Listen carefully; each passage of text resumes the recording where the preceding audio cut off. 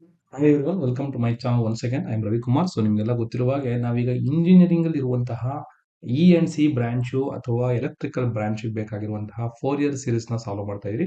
ಆ 4 year series ಗೆ ಬೇಕಾಗಿರುವಂತಹ ಬೇಸಿಕ್ಸ್ ಏನಿದೆ, ಆ ಬೇಸಿಕ್ಸ್ ಫಾರ್ಮುಲಾ ನಾವೀಗ ತಿಳ್ಕೊತಾ ಇದೀವಿ. ಆ ಬೇಸಿಕ್ಸ್ ಅಲ್ಲೇ ನಾವೀಗ ಸುಮಾರು ಫಾರ್ಮುಲಾಗಳ ಬಗ್ಗೆ ಡಿಸ್ಕಸ್ ಮಾಡಿದ್ರಿ.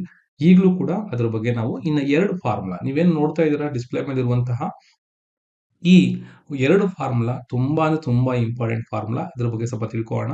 ಸೊ ಯಾವ ತರಪ್ಪ ಅಂತಂದ್ರೆ integration of E power X into sine B X ಅಂತ ಹೇಳಿ. So E power X sine B X, E power X cos B X. So ಎರಡರಲ್ಲೂ ಕೂಡ ಇ ಪವರ್ ಎ, ಇಲ್ಲಿ ಎಕ್ಸ್ ಕೋಎಫಿಷಿಯಂಟ್ ಎ ಇದೆ, ಇಲ್ಲಿ ಎಕ್ಸ್ ಕೋಎಫಿಷಿಯಂಟ್ ಬಿ ಇದೆ, ಇಲ್ಲಿ E power X, ಇಲ್ಲಿ ಕಾಸ್ ಬಿ ಎಕ್ಸ್ ಇದೆ. ನೋಡಿ, ಈ ಎರಡು ಫಾರ್ಮುಲಾ ಬರಲಿ ನೆನ್ಪಿಟ್ಕೊಳ್ಳೋದು ತುಂಬಾ ಸುಲಭ. ಎರಡರಲ್ಲೂ ಕೂಡ E power X by A square plus B square common ಆಗಿರುತ್ತೆ. E power X by A square plus B square common ಆಗಿರುತ್ತೆ. ಬಟ್ ಇಲ್ಲಿ ಏನ್ ಅಬ್ಸರ್ವ್ ಮಾಡ್ಬೇಕಪ್ಪ ಅಂತಂದ್ರೆ ಸೈನ್ ಬಂದಾಗ ದಟ್ ಇಸ್ ವಾಟ್, ಇಲ್ಲಿ ಎ ಮತ್ತೆ ಬಿ. ನೋಡಿ, ಇಲ್ಲಿ ಎ ಮತ್ತೆ ಬಿ ಬರುತ್ತೆ, ನೆನ್ಪಿಟ್ಕೊಳ್ಳಿ. ಸೊ ಎರಡಕ್ಕೂ ಕೂಡ E power X by A square plus B square common, E power X by A square plus B square common. ಇಲ್ಲಿ ಎ ಮತ್ತೆ ಬಿ ಬರ್ದ್ಬಿಡಿ, ಎ ಮತ್ತೆ ಬಿ ಬರ್ದ್ಬಿಡಿ. ಸೈನ್ ಬಂದಾಗ ಸೆಂಟ್ರಲ್ ಮೈನಸ್ ಬರುತ್ತೆ, ಮತ್ತೆ sine B X first start ಆಗುತ್ತೆ, ಮತ್ತೆ ಕಾಸ್ ಬಿ ಎಕ್ಸ್ ಆಗುತ್ತೆ. ಕಾಸ್ ಬಂದಾಗ cos B X first start ಆಗುತ್ತೆ, ಆಮೇಲೆ ಸೈನ್ ಬಿ ಎಕ್ಸ್ ಬರುತ್ತೆ. ಇದನ್ನ ಚೆನ್ನಾಗಿ ನೆನ್ಪಿಟ್ಕೊಳ್ಳಿ. ಹಾಗಾದ್ರೆ ಒನ್ಲಿ ಡಿಫರೆನ್ಸ್ ಏನಪ್ಪಾ ಅಂತಂದ್ರೆ ಇಲ್ಲಿ ಮೈನಸ್ ಬರುತ್ತೆ, ಇಲ್ಲಿ ಪ್ಲಸ್ ಬರುತ್ತೆ. So this is what how to remember these two formulae. ತುಂಬಾ ಈಸಿ ಆಗಿರುವಂತಹ ಫಾರ್ಮುಲಾ, ಅಂತ ಕಷ್ಟ ಪಡುವಂತದ್ದೇನು ಬೇಕಾಗಿಲ್ಲ. ಸಿಂಪಲ್ ಆಗಿ ನೀವು ಅದನ್ನ ನೆನ್ಪಿಟ್ಕೊಬಹುದು. ಓಕೆನಾ? So remember this one, these two formulae, that is what E power X into sine B X, E power X into cos B X ಗೆ. ಇದನ್ನ ಬರ್ನೌಲಿಸ್ ಪ್ರಾಬ್ಲಮ್ಸ್ ಮಾಡ್ಬೇಕಾದ್ರೆ ನಿಮ್ಗೆ ಎರಡು ಪ್ರಾಬ್ಲಮ್ಸ್ ಮಾಡಿಸಿರ್ತಾರೆ, ನಿಮ್ಗೆ ಯೂಸ್ ಆಗುತ್ತೆ. ಕಾಸ್ ಬಂದಾಗ ಪ್ಲಸ್ ಬರ್ತಾ ಇದೆ, ಸೊ ಸೈನ್ ಬಂದಾಗ ಮೈನಸ್ ಬರ್ತಾ ಇದೆ. ಸೊ ಎರಡರಲ್ಲೂ ಕೂಡ ಎ ಬಿ ಮತ್ತೆ ಎ ಬಿ ಸೇಮು. ಈ ಫಸ್ಟ್ ಟರ್ಮ್ ಏನಾಗಿರುತ್ತೆ, ಎರಡರಲ್ಲೂ ಕೂಡ ಸೇಮ್ ಆಗಿರುತ್ತೆ. ಇದು ಚೆನ್ನಾಗಿ ನೆನ್ಪಿಟ್ಕೊಳ್ಳಿ. ಸೊ ಈ ತರ ನೀವು ಈ ಫಾರ್ಮುಲಾ ನೆನ್ಪಿಟ್ಕೊಬೇಕು. ಜೊತೆಲಿ ಈಗ ಇಲ್ಲಿರುವಂತಹ ಅನದರ್ ಟೂ ಫಾರ್ಮುಲಾ ನೋಡಿ, ತುಂಬಾ ಇಂಪಾರ್ಟೆಂಟ್. ಏನಕ್ಕೆ ಅಂತ ಹೇಳ್ತೀನಿ. ಸೊ ಇಲ್ಲಿ ನಾವು ಈ ಒಂದು ಫಂಕ್ಷನ್ ಆದ್ರೆ ಏನ್ ವ್ಯಾಲ್ಯೂ ಬರುತ್ತೆ ಅಂತ ಹೇಳ್ತೀವಿ. ಸಪೋಸ್ ಇದು ಮೈನಸ್ ಎ ಇಂದ ಪ್ಲಸ್ ಎ ಇದ್ರೆ, so zoom this one. So ನೀವೇನ್ ನೋಡ್ತಾ ಇದ್ದೀರಾ, ಒಂದು function minus A to plus A define ಮಾಡಿ ಅದು ಎಫ್ ಆಫ್ ಎಕ್ಸ್ ಆಗಿದೆ. ನೋಡಿ, ಇದು ಇಂಟಗ್ರೇಷನ್ ಸಿಂಬಲ್. ಮೈನಸ್ ಎ ಇಂದ ಪ್ಲಸ್ ಎ ಆಗಿ ಅದು ಒಂದು ಫಂಕ್ಷನ್ ಕೊಟ್ಟಿರ್ತಾರೆ, ಎಫ್ ಆಫ್ ಎಕ್ಸ್ ಒಂದು ಫಂಕ್ಷನ್. ಅಂದ್ರೆ ನಿಮ್ಗೆ ಡಿಫ್ರೆನ್ಸ್ ಮಾಡ್ಬೇಕಾದ್ರೆ ಹೇಳಿರ್ತೀನಿ, ಎಫ್ ಆಫ್ ಎಕ್ಸ್ ನೀವು ಸೈನ್ ಎಕ್ಸ್ ಇರ್ಬೋದು, ಕಾಸ್ ಎಕ್ಸ್ ಇರ್ಬೋದು, ಇ ಪವರ್ ಎಕ್ಸ್ ಇರ್ಬೋದು, ಎನಿ ಆಫ್ ದಿ ಒಂದು ಫಂಕ್ಷನ್. ಓಕೆ, ಎಕ್ಸ್ ಸ್ಕ್ವೇರ್ ಇರ್ಬೋದು, X cube, any of the ಒಂದು ಫಂಕ್ಷನ್. ಇನ್ ಕೇಸ್ ಈ ಎಫ್ ಆಫ್ ಎಕ್ಸ್ ನ ಚೆಕ್ ಮಾಡ್ತೀರಾ, ಯಾವ ತರ odd function even function check ಮಾಡ್ತೀರಾ. ಈವನ್ ಆಗಿದ್ರೆ ಅವಾಗ ಇದ್ರ ಉತ್ತರ ಏನಪ್ಪಾ, ಇದ್ರ ಆನ್ಸರ್ ಏನಪ್ಪಾ ಅಂದ್ರೆ 2 times of 0 to A F of X into D X ಅಂತ ಬರೀಬೇಕಾಗುತ್ತೆ. ಅಂದ್ರೆ ಅದು ಈವನ್ ಫಂಕ್ಷನ್ ಆದಾಗ.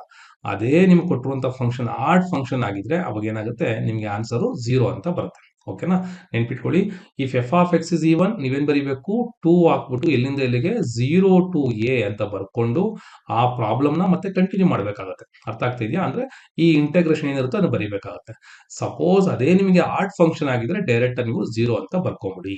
ಇದು ಇದರ ಮೀನಿಂಗು. ಮುಂದೆ ಪ್ರಾಬ್ಲಮ್ಸ್ ಬಂದ ನಾನು ಹೇಳ್ಕೊಡ್ತೀನಿ, ನೀವು ಅದನ್ನ ಗೊತ್ತಿಲ್ಲ ಅಂತ ಅನ್ಕೊಬಾರ್ದು. ಸೊ ಈ ಫಾರ್ಮುಲಾಗಳ ಬಗ್ಗೆ ಕಾನ್ಸಂಟ್ರೇಟ್ ಮಾಡಿ, ನಿಮಗೆ ಪ್ರಾಬ್ಲಮ್ಸ್ ಮಾಡಕ್ ತುಂಬಾ ಈಸಿ ಆಗುತ್ತೆ. ಈಗ ಅದೇ ನಿಮಗೆ 0 ಟು 2a ಅಂತ ಕೊಟ್ಟಿದ್ರೆ, ಸೊ ನಿಮಗೆ 0 ಟು 2 ಏನ್ ಕೊಡ್ಬೋದು, ಫಾರ್ ಎಕ್ಸಾಂಪಲ್ 0 ಟು 2ನೇ ಕೊಡ್ಬೋದು. ಅರ್ಥ ಆಗ್ತಿದ್ಯಾ?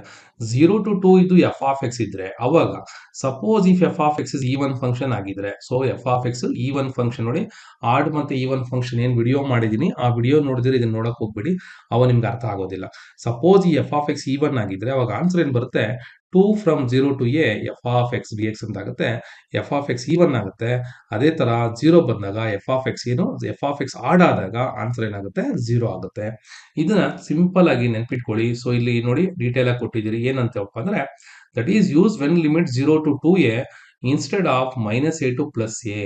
Minus A to plus a ಇದ್ದಾಗ 0 ಟು 2a ಅಂತ ನಾವು ಲಿಮಿಟ್ಸ್ ಯೂಸ್ ಮಾಡ್ಬೋದು. ಈವನ್ ಆಗಿದ್ರೆ ಡಬಲ್, ಆಡ್ ಆಗಿದ್ರೆ 0. ಇದು ಸಿಂಪಲ್ ಲೈನ್ ತರ ಹಾಕೊಟ್ಟಿದೀನಿ ನೋಡಿ. ಸೊ ಇದು ಅಷ್ಟೇನೆ. ಈವನ್ ಆಗಿದ್ರೆ ವ್ಯಾಲ್ಯೂ ಏನು, double times of 0 to a. Odd ಆಗಿದ್ರೆ ಏನು, ದ ವ್ಯಾಲ್ಯೂ ಇಸ್ 0. ಸೊ ಇದು ಸಿಂಪಲ್ ಲಾಜಿಕ್. ಮತ್ತೆ ಈ ಎರಡು ಫಾರ್ಮುಲಾ. ಸೊ ಅಲ್ಲಿಗೆ ಇಷ್ಟು ನೀವು ಈಗ ನಾನು ಹೇಳಿರುವಂತಹ ಫಾರ್ಮುಲಾಗಳನ್ನ ಕರೆಕ್ಟ್ ಆಗಿ ಕಲ್ತ್ಕೊಂಡ್ರೆ, ನಾವು ಈಗ ನೆಕ್ಸ್ಟ್ ಕ್ಲಾಸ್ ಅಲ್ಲಿ 4 ಇಯರ್ ಸೀರೀಸ್ ನ ಫಾರ್ಮುಲಾ ಬಗ್ಗೆ ಡಿಸ್ಕಸ್ ಮಾಡಬಹುದು. ಸೊ ಈಗ ನಿಮ್ಗೆ ಇಲ್ಲಿ ಹೇಳ್ಕೊಟ್ಟಿರುವಂತಹ ಫಾರ್ಮುಲಾಗಳಷ್ಟು ತರವಾಗಿ ಕಲ್ತ್ಕೊಂಡ್ರೆ, ನೆಕ್ಸ್ಟ್ ಕ್ಲಾಸ್ ಅಲ್ಲಿ ನಾವೇನ್ ಮಾಡ್ಬೋದಪ್ಪ ಅಂದ್ರೆ, we can go for the 4 year series ಫಾರ್ಮುಲಾಗಳನ್ನ ಕಲಿಯೋಕ್ಕೆ ಟ್ರೈ ಮಾಡ. ಯಾವ ತರ ಯೂಸ್ ಮಾಡಬೇಕು, ಯಾವ ತರ ಬರಿಬೇಕು ಅನ್ನೋದನ್ನ ನಾವು ನೆಕ್ಸ್ಟ್ ಕ್ಲಾಸಲ್ಲಿ ಹೇಳ್ಕೊಡ್ತೀವಿ. ಸೊ ಅಲ್ಲಿಗೆ ಅರ್ಥ ಆಯ್ತು ಅಂತಂದ್ರೆ, ಅರ್ಥ ಆಗ್ಲಿ ಆಗದೇ ಇರಲಿ ನನ್ನ ಕಮೆಂಟ್ ಮುಖಾಂತರ ತಿಳಿಸಿ. ಜೊತೆಯಲ್ಲಿ ನೀವೇನ್ ಮಾಡ್ಬೇಕಪ್ಪ ಅಂತಂದ್ರೆ, ಸೊ ಈ ವಿಡಿಯೋನ ನಿಮ್ಮ ಆದಷ್ಟು ಫ್ರೆಂಡ್ಸ್ಗೆ ಶೇರ್ ಮಾಡಿ. ನಿಮ್ಗೆಲ್ಲ ಗೊತ್ತೇ ಇದೆ. ಸೊ ಈ ಒಂದು ಇಂಜಿನಿಯರಿಂಗ್ ಪಾಠ ಮಾಡ್ತಾ ಇರೋದು ಕೂಡ ಬೆಳೀಲಿ ಅನ್ನೋದೇ ನನ್ನ ಆಸೆ. ಅದನ್ನ ನೀವು ಬೆಳೆಸಬೇಕು ಅನ್ನೋದೇ ನನ್ನ ಉದ್ದೇಶ. ಓಕೆನಾ? ಸೊ ಅಂದಾಗೆ thank you very much for watching this video. ಮತ್ತೆ ವಾಟ್ಸಪ್ ಗ್ರೂಪ್ಗೆ ಜಾಯ್ನ್ ಆಗೋದನ್ನ ಮರಿಬೇಡಿ. ಇಲ್ಲಿ ಏನು ಶೇರ್ ಮಾಡಿದಿನೋ ಈ ಫಾರ್ಮುಲಾ ಶೀಟ್ ಎಲ್ಲ ನಿಮಗೆ ಅದರಲ್ಲೇನೆ ಪ್ರೊವೈಡ್ ಮಾಡ್ತೀವಿ. ಓಕೆನಾ? Thank you very much.